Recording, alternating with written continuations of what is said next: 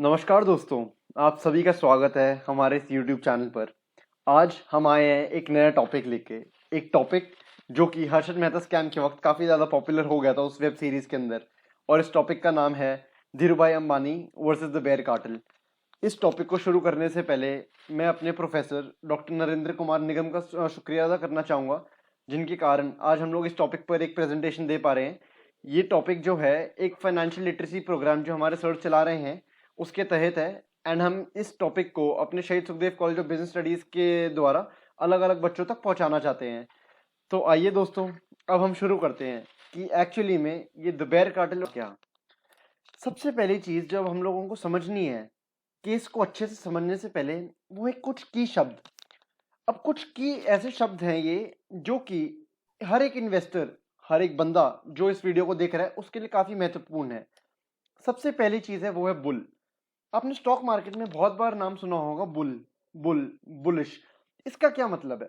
इसका बेसिकली ये मतलब है कि आप एक्सपेक्ट कर रहे हो कि मार्केट में शेयर का प्राइस बढ़ेगा। अगर आप उस चीज को लेके ऑप्टिमिस्टिक हो, यानी कि शेयर का प्राइस बढ़ेगा, आप पोजीशन बाय करोगे अपनी, तो इसको कहते हैं बुलिश होना। अब काफी सारे इन्वेस्टर्स हैं, हर्षद मेहता और आज भी काफी सारे इन्वेस्टर्स हैं जो कि मार्केट में सेंटिमेंट्स के हिसाब से बुलिश हो जाते हैं। दूसरी चीज जो होती है वो होती है बेरिश। बेरिश का ये मतलब है कि आप पेसिमिस्टिक हो। पेसिमिस्टिक यानी आपको लगता है कि आने वाले समय में इस सिक्योरिटी या फिर किसी भी चीज का दाम गिरने वाला है। मतलब आज उसकी कीमत यहाँ पर है, आने वाले समय में उसकी कीमत यहाँ हो जाएगी। तो आप जो हो एक बेयर होते हो, यानी आप एक्सपेक्ट कर रहे हो कि प्राइसेस गिरेंगे नीचे।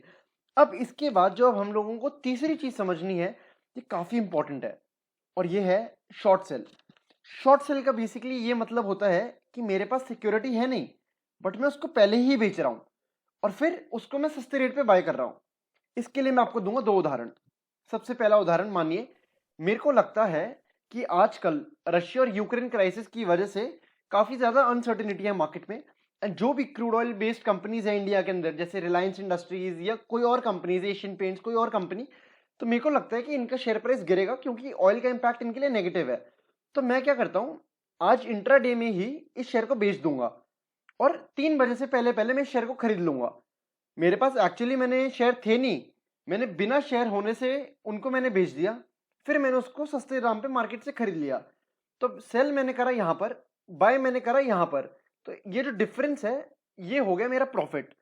अब इस सिचुएशन के अंदर हम लेंगे दूसरा एग्जाम्पल। अब आप मानिए, मेरे को एक बंदे से बात करनी है। मैं अपने एक दोस्त माधव के पास जाता हूँ। माधव मेरे को कहता है कि उसको एक गाड़ी चाहिए। मैं कहता हूँ कि ठीक है, मैं आपको 10 लाख रुपए में एक गाड़ी दूंगा, जबकि मेरे पास वो गाड़ी अभी तक है नहीं। मैंने बस उनको बोल दिया कि मैं आपको 10 लाख के अंदर ये गाड़ी बेचूंगा। दूसरी चीज जो मेरे को समझनी है, अब सिंस मैंने माधव के साथ एक वादा तो कर दिया कि मैं गाड़ी बेचूंगा, बट अब मेरे पास तो गाड़ी है नहीं। तो मैं चाहूंगा कि गाड़ी का दाम सस्ते से कहीं पे मेरे को मिल जाए और वहां से मैं गाड़ी को खरीद लूं। तो अब मेरे किसी एक और दोस्त के पास जाता हूँ, उनसे मैं कहता हूँ कि यार अच्छा, आपको ये गाड़ी बेचनी है, आप ये गाड़ी मेरे को दे दो, और ये गाड़ी की डील मेरे आगे 10 लाख की हुई हुई है। तो मैं क्या करूंगा, उस व्यक्ति को मैं बोलूंगा आप मेरे से 7-8 लाख रुपए में ये गाड़ी दे दो। तो मैंने 8 लाख की गाड़ी खरीदी और 10 लाख की गाड़ी माधव को बेच दी। तो इनडायरेक्टली ये मेरा 2 लाख का प्रॉफिट हो गया, और इसको मैं बोलूंगा शॉर्ट सेल। शॉर्ट सेल क्यों? क्योंकि मेरे पास गाड़ी थी नहीं, मैंने वादा कर दिया कि मैं गाड़ी बेचूंगा। फिर उस वादे को पूरा करने के लिए मैंने मार्केट से अपने किसी और दूसरे को गाड़ी खरीदी एंड देन माधव को दी। तो ये पूरा प्रोसेस हो गया हमारे शॉर्ट सेल का। चौथी टर्म जो अब हमें समझनी है, एक कंपनी के पास काफी सारे तरीके होते हैं पैसा रेस करने के, इक्विटी हो या डेट हो। इक्विटी तो आप सभी को पता है, एक कंपनी की भागीदारी। और एक चीज और जो है वो है डेट। डेट का मतलब आप किसी को लोन दे रहे हैं। जैसे अगर आप बैंक से कुछ पैसे उठाते हैं तो बैंक आपको लोन देता है। तो उसी केस में एक काफी इंपॉर्टेंट टाइप का डेट है जो इस केस के अंदर काफी यूजफुल है, वो है कन्वर्टेबल डिबेंचर। डिबेंचर का बेसिकली ये मतलब है कि एक कंपनी, मानिए रिलायंस इंडस्ट्रीज ने अपने एक्सपेंशन के लिए पैसा रेस करना है, तो वो डिबेंचर्स लॉन्च करती है जहां पर एक लोन होता है जिसके ऊपर वो एक सर्टेन अमाउंट ऑफ इंटरेस्ट भी पे करते हैं और कहते हैं कि हम कुछ समय के बाद इसका प्रिंसिपल भी रीपे करेंगे। और कन्वर्टेबल का मतलब इस डिबेंचर को आने वाले वक्त में एक पर्टिकुलर डेट पे, जिसको हम कन्वर्जन डेट कहते हैं, उस पर ये इक्विटी शेयर्स में कन्वर्ट हो सकते हैं। तो ये होगी कन्वर्टेबल डिबेंचर्स। अब पांचवी और आखिरी चीज जो हम लोगों को समझनी है, आज और उस जमाने की सेटलमेंट साइकिल। आज टेक्नोलॉजी के जरिए हम लोग 2 दिन के अंदर सेटलमेंट कर लेते हैं, यानी T+2 सेटलमेंट साइकिल फॉलो होता है। और उस जमाने में ये 2 दिन नहीं बल्कि 14 दिन का सेटलमेंट साइकिल था।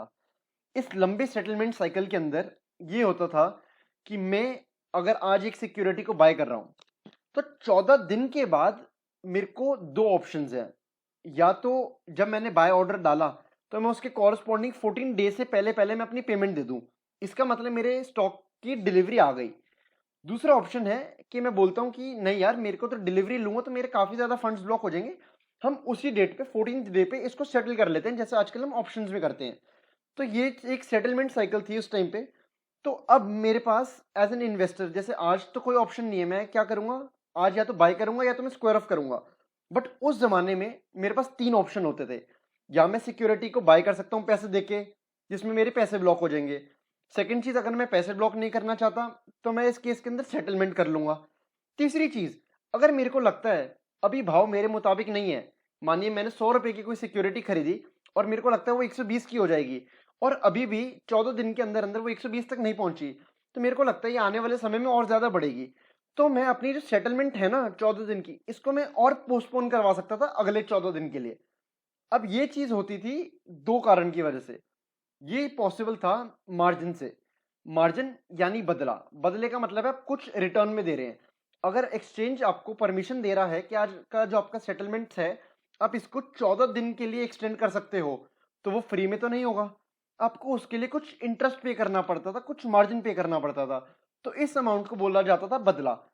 अब इस बदला के जरिए आप आने वाले समय में अपनी जो साइकिल थी उसको 14+14 दिन से एक्सटेंड कर सकते थे और आपके पास टाइम बढ़ जाएगा। सो अब मैं आपसे बात करना चाहूंगा इस बदला सिस्टम की। एंड माधव आगे आपको Dhirubhai Ambani versus the bear cartel का जो पूरा का पूरा केस था वो बहुत आसान और सरल शब्दों में समझाएगा।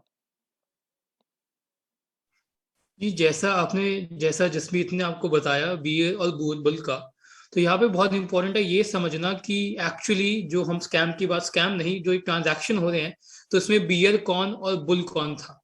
तो ये था कि जो बियर कार्टेल था उनको रिप्रेजेंट करते थे मिस्टर मन्नू मानिक, जिनको ब्लैक कोबरा भी बोलते थे। और जो इस केस में जो बुल थे वो थे लेट धीरू भाई अंबानी जी। तो केस ये था, उससे पहले आपको थोड़ा ये समझना पड़ेगा कि एक्चुअली लेट धीरू भाई जी थे कौन। वो एक ड्रीम बन चुके थे for the common middle man. उनको बस एक टेक्सटाइल कंपनी ओनर नहीं समझते थे, उनको लोग देखते थे, उनकी इज्जत कोई बॉलीवुड स्टार से कम नहीं थी उस टाइम पे। पीपल रिलायंस को एसोसिएट करते थे विद लॉयल्टी, विद गुडनेस। उनको पता था कि रिलायंस एक बहुत वेल मैनेज्ड कंपनी है जो कभी नहीं डूबेगी। और ये ट्रस्ट सैकड़ों रिटेलर्स में था, क्योंकि उस टाइम के अंदर बहुत अनरेगुलेटेड शेयर्स होते थे। मोस्टली तो ब्रोकर्स ये शेयर्स को मैनिपुलेट करते रहते थे। एंड इसके बीच रिलायंस उन बहुत सालों में से ऐसा कुछ एक शेयर था जिसके अंदर लोग अपने आप को एसोसिएट कर पाते थे कि हाँ, ये एक अच्छी कंपनी है with strong fundamentals, with strong financials, जो एक्चुअली ग्रो कर सकती है। एंड यही रीजन था कि जब रिलायंस लिस्ट हुई उसके कुछ 5-6 सालों में ही उसने अराउंड 18 to 19 टाइम्स रिटर्न दिया अपने शेयर होल्डर को, बिकॉज कंपनी इतनी अच्छी थी एंड रिटेलर्स जानते थे कि this is a multi bagger. तो केस कुछ ऐसा था कि इन 1982 धीरूभाई अंबानी ने अपने कुछ नॉन कन्वर्टेबल डिवेंचर्स लिस्ट करे for expansion purposes. Her company को पैसे चाहिए ग्रोथ के लिए, एंड बियर कार्टेल ने इसको देखा एक अच्छा मौका कि उस रिलायंस के शेयर को नीचे ले जाए। 2 रीजंस थे रिलायंस को अटैक करने के लिए। फर्स्ट, उनको लगा कि कुछ सालों के अंदर रिलायंस बहुत ज्यादा ग्रो कर गया है, and the second reason was they were jealous कि जो धीरू भाई अंबानी जी की जो इतनी अच्छी इमेज थी in front of the public, उनको वो पसंद नहीं आ रही थी। तो जो जो बियर कार्टेल था उसने खुद में किया डिसीजन, और रिलायंस को उन्होंने सोचा एक टारगेट बनाते हैं कि इसको नीचे लेके जाए। एंड जैसा जसमीत ने आपको बताया था, bear cartel operated on short selling. मतलब उन्होंने सोचा कि अभी हम शेयर बेच देते हैं एंड 14 दिन बाद इस शेयर को सस्ते दाम में खरीद लेंगे। बट थैंकफुली एंड अंबानी जी की जो एक अच्छी वो थी, जो चाणक्य थे वो अपने दिमाग से, उन्होंने ऐसा नहीं होने दिया। अराउंड 11 लाख शेयर्स बिके थे रिलायंस के। एंड पूरी मार्केट सेंटीमेंट में यही था कि अब बियर कार्टेल इस शेयर के पीछे लग गई है, अब रिलायंस का शेयर नीचे ही जाते रहेगा। बिकॉज रिलायंस का जो फ्री फ्लोट था it was of around 28 lakh shares. अगर मार्केट में 11 लाख का शेयर्स का सेलिंग ऑर्डर आ गया तो आप समझ सकते हैं कितना मेजर पोर्शन है। एंड उसी कुछ दिनों में ही रिलायंस का शेयर 7-8% नीचे गिर गया था because of this transaction. And bear cartel was very relaxed, उनको लगा था कि चलो वी आर सक्सेसफुल, अभी रिलायंस को और गिरने दो एंड बाद में सस्ते में खरीद लेंगे। बट कुछ ऐसा हुआ कि कुछ दिनों बाद ही मार्केट में एक नया सा बाइंग ट्रेंड आ गया रिलायंस के शेयर का। एंड बियर कार्टेल बड़ी कंफ्यूज हो गई कि एक्चुअली ये बाय कल कौन जाए। रेगुलेशन ऐसा कहता है जो मैनेजमेंट है कंपनी की खुद, वो शेयर को नहीं खरीद सकती, which means in this case जो अंबानी जी थे वो खुद अपने शेयर नहीं खरीद रहे। तो बियर कार्टेल बड़ी सोच में आ गई कि एक्चुअली ये जो रिलायंस के शेयर हम बेच रहे हैं, इस शेयर को खरीद कौन जाए। क्योंकि उनको पता था कि जो बाकी बड़ी ऑर्गेनाइजेशन है सच एज LIC, उनसे भी उन्होंने बात करी हुई and they are not buying. तो एक्चुअली खरीद कौन जाए, एंड ये बहुत लेट जाके पता लगा, एंड ये अभी तक प्रूव भी नहीं हुआ ट्रू, बट ये है कि दिस वाज NRIs। ये इंटरनेशनल इन्वेस्टर्स थे जो रिलायंस से एसोसिएटेड थे एंड वो शेयर्स को बाय कर रहे थे। एंड इसके अंदर बहुत इंपॉर्टेंट है जानना बदला सिस्टम, जैसा जसप्रीत ने कहा। तो जब बियर कार्टेल ने अपने शेयर्स बेचे एंड जब रिलायंस के शेयर भरने लग गए बिकॉज इंटरनेशनल बायर्स रिलायंस खरीद रहे हैं, तो बियर कार्टेल बड़ी सोच में आ गई कि अब हम अपनी ऑब्लिगेशन पूरी कैसे करें। Because at the end of 14 days आपको तो शेयर्स डिलीवर करने पड़ेंगे ना, इरिस्पेक्टिव आपने वो है या नहीं। जो आपके सामने बायर है वो तो एक्सपेक्ट करेगा कि आप उसको शेयर्स दोगे, बट बियर कार्टेल के पास एज आपको पता है शेयर्स नहीं थे।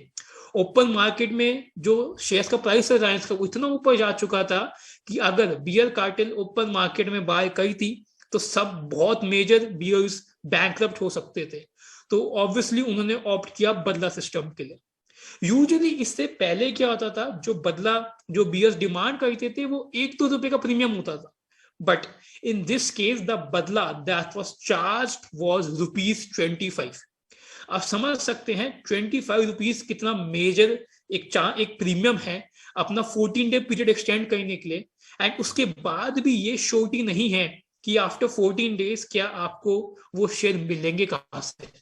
तो ऑब्वियसली बियर कार्टेल बड़ी परप्लेक्स में आ गई कि अब क्या करें। एंड नेगोशिएशंस हुई, और ऐसी नेगोशिएशंस हुई कि आप मानिए 2 से 3 दिन तक एक्सचेंज ही बंद हो गया था। क्योंकि सेबी जो NSE जो उस टाइम BSE था, तो उसने भी रियलाइज कर दिया था कि बियर्स अपनी ऑब्लिगेशन पूरी नहीं कर सकते। अगर बियर्स अपनी ऑब्लिगेशन पूरी नहीं करेंगे तो मार्केट ऑपरेट कैसे करेगी।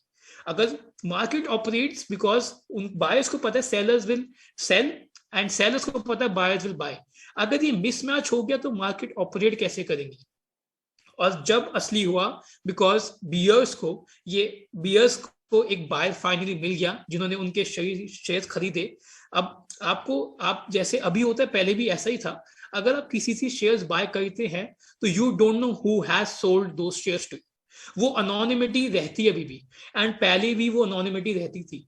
आपने शेयर्स खरीद तो लिए बट आपको नहीं पता कि वो शेयर्स मुझे बेचे किसने। बट बियर्स को वो शेयर्स मिल गए थे, उन्होंने अपनी ऑब्लिगेशन पूरी करी। एंड उस ऑब्लिगेशन पूरी करते करते इतना ज्यादा, क्योंकि शॉर्ट सेलिंग के बाद आपने खरीदा तो इतना ज्यादा बाइंग इंटरेस्ट हो गया कि रिलायंस का शेयर 201 रुपए का हाई भी टच कर गया। एंड जब बाद में ये थोड़ा मामला सेटल हुआ तो पता लगा बियर्स को जिसने शेयर बेचे थे वो और कहीं नहीं, लेट धीरू भाई अंबानी जी थे। जब भी उनको बोलते हैं स्टॉक मार्केट का चाणक्य, बिकॉज बियर्स को लग रहा था वो गेम खेल रहे हैं बट खेल गए लेट अंबानी जी। और उन्होंने ऐसी गेम खेली कि ना ही सिर्फ बियर्स को नीचे गिराया, रिलायंस की इज्जत और ऊपर चली गई। एंड जब बाद में कॉमन पीपल ने उनसे पूछा कि आपके पास 2 चॉइस थी ना, आप बियर्स आपका शेयर गिरा देते बट आपकी कंपनी इतनी स्ट्रांग है फंडामेंटली, सर वापस उठ जाती, why did you risk so much to go against the bears. और उनका एक सिंपल रिप्लाई था कि रिलायंस के अंदर the people who are invested in Reliance are the people of India, and people of India ऐसे हैं जो क्या पता अपनी सेविंग्स इन्वेस्ट कर दें रिलायंस, क्योंकि उनको वो चाहिए इन फ्यूचर, एंड मैं उनकी सेविंग्स को रिस्क पे नहीं डाल सकता, and that's why I took the risk. अब जसमीत कंटिन्यू करेगा। अब आप लोगों ने ये चीज समझी होगी कि यहाँ पर तो बहुत ज्यादा मैन्युपुलेशन थी, कभी भाव ऊपर कभी भाव नीचे। तो इस मैन्युपुलेशन का ये मतलब है कि यार फंडामेंटल्स का तो कोई जोर ही नहीं था। जो भी आए, जिसकी पॉकेट में पैसा है वो शेयर को ऊपर या नीचे कर दे। एक एग्जाम्पल के नाम पे हर्षद मेहता जी आपके एसीसी के शेयर को कितनी ऊंचाइयों तक ले गए थे। क्यों? क्योंकि उनको टिप्स पता थी, उन्होंने पैसा ले लिया और चढ़ा दिया। तो क्या आज के ज़माने में भी जिसकी दम में पैसा है, क्या वो ही किंग है मार्केट का? तो दोस्तों, मेरे को लगता है एनएससी, बीएसई, सेबी ने काफ़ी सारी गाइडलाइंस इंट्रोड्यूस करी हैं और ऐसा अब बिल्कुल भी नहीं है कि एक बंदा पूरी मार्केट को मैनिपुलेट कर ले। आज का टाइम जो है वो शेयर मार्केट के अंदर केवल और केवल डिपेंड करता है फंडामेंटल्स इन लॉन्ग टर्म। अब मानिए शॉर्ट टर्म में तो इक्विटी मार्केट्स बहुत वोलेटाइल होगी, कभी क्रूड का प्राइस बढ़ रहा है, कभी कोई आईएलएफएस क्राइसिस हो रहा है, कभी 2008 क्राइसिस हो रहा है, कभी स्लो डाउन है, कभी कुछ है। वोलेटिलिटी शॉर्ट टर्म में रहेगी। बट अगर हम लोग कह रहे हैं कि हम लोग इंडिया की इकोनॉमिक ग्रोथ के ऊपर बुलिश हैं, तो इंडिया की इकोनॉमिक ग्रोथ जो है यानी इंडिया की टॉप 50 कंपनी या टॉप 30 कंपनी जो कि निफ्टी और सेंसेक्स में है, अगर इन कंपनी ग्रो करेगी, इनकी सेल्स ग्रो करेगी, इनका प्रॉफिट ग्रो करेगा, तो जब ये कहा जाता है कि जब इंडिया के अंदर अगर हम बुलिश हैं किसी कंपनी के ऊपर, तो हम ये कह रहे हैं इनडायरेक्टली कि उसका भाव आने वाले समय में बढ़ेगा। इस बढ़ते हुए भाव के साथ धीरे धीरे शेयर प्राइस भी कैचअप करेगा। अब ये जो भाव बढ़ रहा है ये किस चीज को कैचअप करेगा? ये कैचअप करेगा कंपनी के प्रॉफिट्स को। एंड ऑफ द डे जो शेयर होल्डर्स बैठे हैं ये कंपनी के प्रॉफिट के लिए है, ये कंपनी के ओनर्स हैं। तो आने वाले समय में हमें ये चीज देखनी है कि शॉर्ट टर्म वोलेटिलिटी तो इक्विटी मार्केट्स में रहेगी, बट अगर अब हमें लॉन्ग टर्म वेल्थ क्रिएट करनी है तो इंडिया या किसी और इकोनॉमी में जहां पर हम भरोसा करते हैं उनकी कुछ बड़ी कंपनीज में इन्वेस्ट करना चाहिए फंडामेंटल बेसिस पर। अगर उनके फंडामेंटल्स अच्छे हैं, वो कंपनीज अच्छा परफॉर्म कर रही है, तो हमारी वेल्थ आने वाले समय में बढ़ेगी और ओवर अ लॉन्ग पीरियड ये जो वोलेटिलिटी होती है मार्केट्स में कम हो जाती है एंड हमें इन्फ्लेशन से भी ऊपर रिटर्न्स जनरेट करने में हेल्प करता है ताकि हम लोग वेल्थ प्रोटेक्शन भी कर सके इन्फ्लेशन से एंड वेल्थ क्रिएशन भी कर सके। मैं उम्मीद करता हूं कि आप सभी को ये वीडियो पसंद आई हो। इस वीडियो के जरिए अगर आपको कुछ भी सीखने को मिला तो हम चाहेंगे कि आप इस वीडियो को लाइक करें, इस चैनल को सब्सक्राइब करें और अगर आपकी कोई भी क्वेरीज हैं तो आप नीचे कमेंट सेक्शन में डाल दीजिए। धन्यवाद।